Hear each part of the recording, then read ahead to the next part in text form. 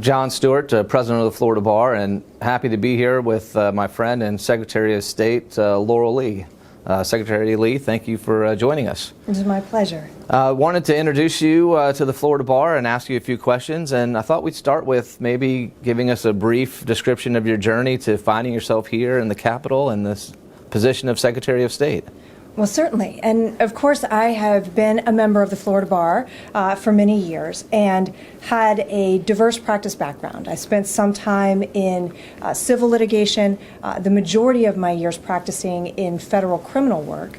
And then immediately prior to becoming Secretary of State, I was a circuit court judge in Hillsborough County. And I believe that all of those experiences, each in their own way, contribute to my ability to be prepared for this particular role. Well, we're happy to have you in this office, and maybe you can let our Florida lawyers know, how would you describe the difference in serving in this capacity as Secretary of State as compared to your traditional law practice or in serving on the bench? Well, and I will say that is one of the most interesting things about this particular role. We are faced with many legal issues, particularly from the Division of Elections. That is our most well-known role at the Department of State. I serve as the state's chief elections officer.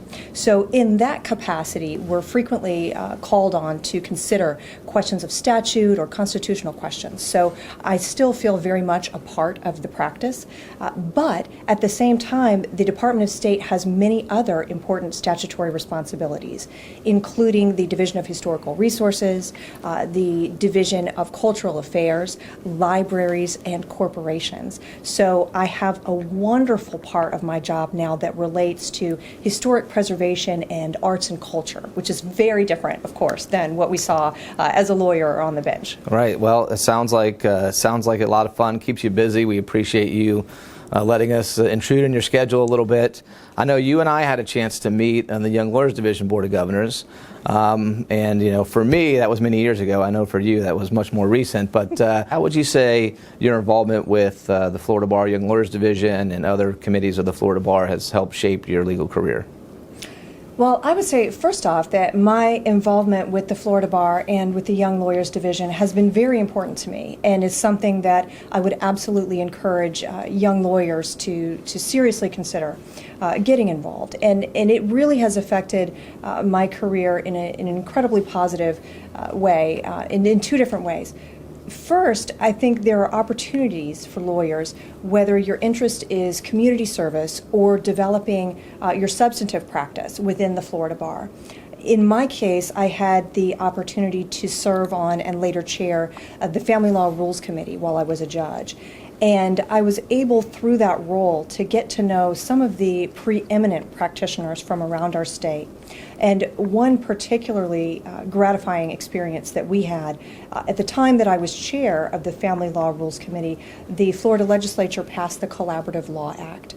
So we had the opportunity to develop the Family Law Rule of Procedure to go along with the Collaborative Law Act and actually present that to the Florida Supreme Court, and it was later adopted. And to get to be part of that experience and to work with these practitioners who, for many of them, had been working on this project for many years prior to that moment was an incredibly gratifying and positive experience for me to be there when we were able to bring it across the finish line.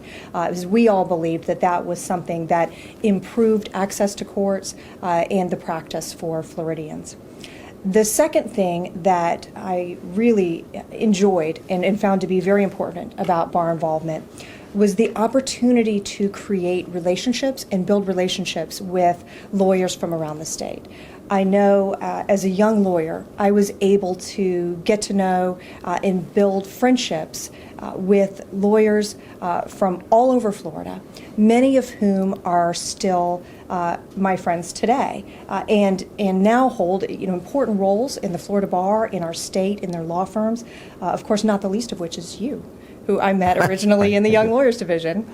Yes, well, I mean, and one, thank you for your service to the Florida Bar. We appreciate it, and we're glad that it's had a positive impact on you. It has on me. The Florida Bar has, over 70 committees, over 20 sections. There's a lot of ways for young lawyers, lawyers in the middle of their careers, lawyers in the twilight of their careers to be involved. And, hopefully this will encourage more to continue to do so. As you know, diversity is a critical and of critical importance to the Florida Bar. We continue to promote diversity amongst our profession, amongst the leadership, amongst the bench. And I know you were really involved in that as well, promoting diversity, especially when you were a judge in the 13th Circuit. And I wonder if you can sort of talk to us a little bit about the importance of diversity in the profession, and then maybe, if you had any particular advice for some of our young female attorneys who are trying to find their way in our profession. Absolutely, and you're right. That's an issue that has been very important to me throughout my career. And one thing that I think over the years has become apparent to me is that as lawyers, there will be a point for all of us where a personal situation affects our practice, whether it is a health challenge or an elderly parent or starting a new family. There will be a point in our professional lives when something changes that's significant enough that it affects our approach to our practice or the amount of time we might have to devote to our practice. And in particular, I've spoken to many young women lawyers who face these types of challenges, often associated with family. And I do believe that in some circumstances still disproportionately affects young women lawyers. And one piece of advice that I always share is to recognize that whatever the personal challenge is, it is likely temporary in nature, and to try to make adjustments to your professional life that are also temporary. For example, I know I was very fortunate to be in a role at the U.S. Attorney's Office where I could go part-time and I could change my assignment to work a different type of cases that really allowed me to adjust how I was spending my time and devote more time to my personal side when I needed to. But I still had the ability to come back when I was ready. So one of the pieces of advice that I always share to young lawyers is to recognize that it's a constant evolution, and that you may find in a few years that you're ready to come back to your former practice or your full practice. And I would far prefer to see our young lawyers staying with the practice and staying with it for the duration, even if it means making those adjustments at some point throughout their career. I agree, and I think one small example is the Florida Bar's being a strong proponent, and then the Florida Supreme Court recently approving the parental leave rules to allow, it really is equal to both men and women, but I think it hits younger attorneys more to allow them to maintain their experience in trying cases and having a break to be with their families and have that at that critical time. So it's one small step we've been making. We continue to work on it.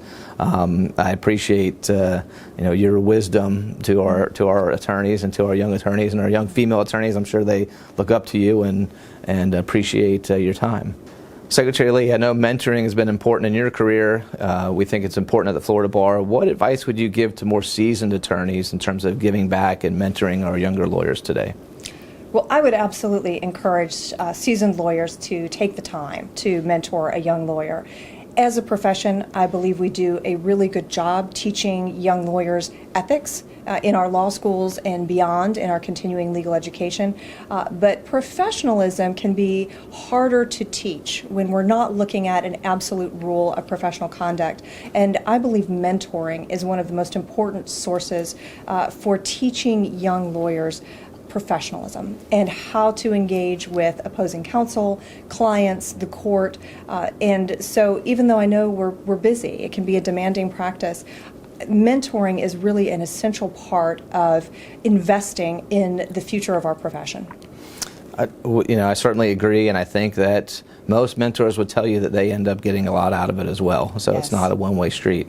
Well, I want to thank you on behalf of the Florida Bar, not just for taking your time to visit with us today, but really representing Florida lawyers so well in your capacity as Secretary of State. We're very proud to count you amongst our numbers. Well, it is a pleasure to be here, and I am a proud member of the Florida Bar. Great. Thank you.